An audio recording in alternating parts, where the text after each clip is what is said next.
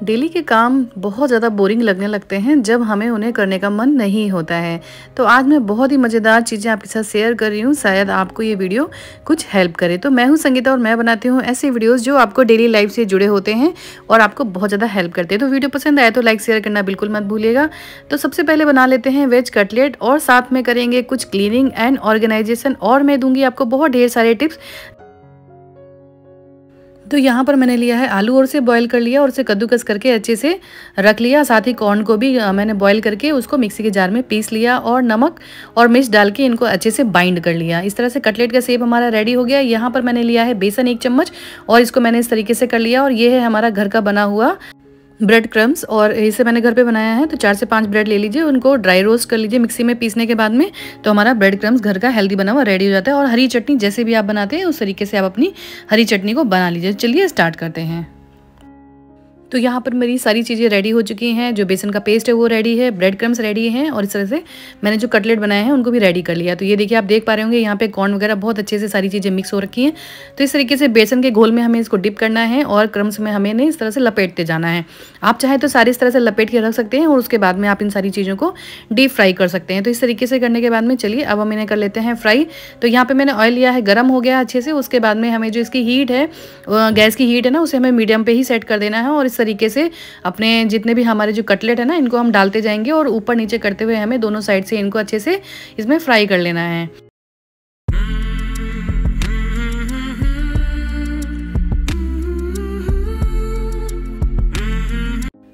तो जब इनके ऊपर गोल्डन ब्राउन कलर आ जाए ना, तो इस तरीके से फ्राई करने के बाद हमें इन्हें निकाल लेना है।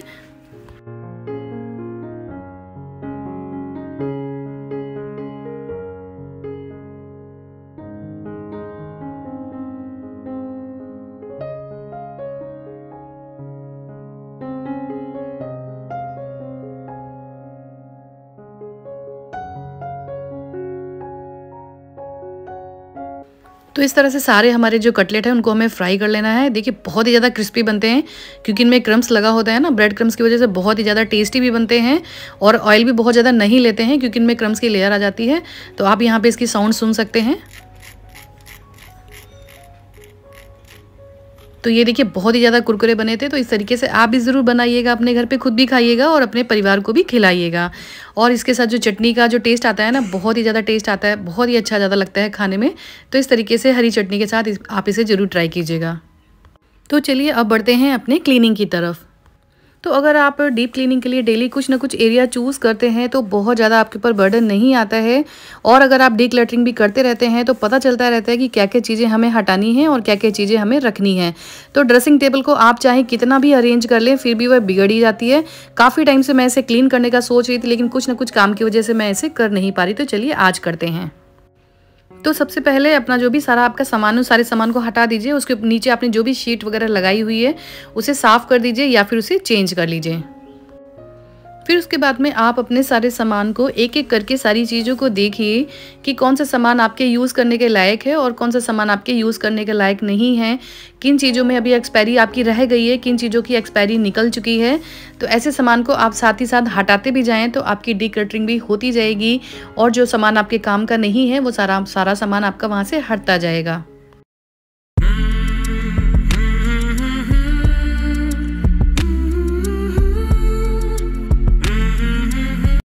कई बार आपके साथ भी ये प्रॉब्लम होती होगी कि जो भी सामान होता है, जो उसकी मैन्युफैक्चर और एक्सपायरी डेट होती है, वहाँ का जो लेबल होता है, टैग होता है, वो हट जाता है सामान के ऊपर से और हमें पता नहीं चलता है कि वो सामान हमारा कब तक हमारे एक्सपायरी डेट में नहीं है। तो उससे बचने के लिए आप इस तरह का सेलो टेप ले लीजिए और जो आपकी जहाँ पर डेट लिखी होती है ना, वहाँ पर आप इसको उसके ऊपर लगा दीजिए। तो जिससे क्या होगा कि वो डेट वहाँ पर ख़राब नहीं होगी और आपके जो सामान है वो सालों साल चलेंगे और आपको पता भी रहेगा कि कब तक आपकी वो सारी चीज़ें चलने वाली है, उनकी डेट कब तक है। तो इस तरीके से आप इन चीज़ों को अच्छे से लगा के ऑर्गेनाइज कर सकते हैं।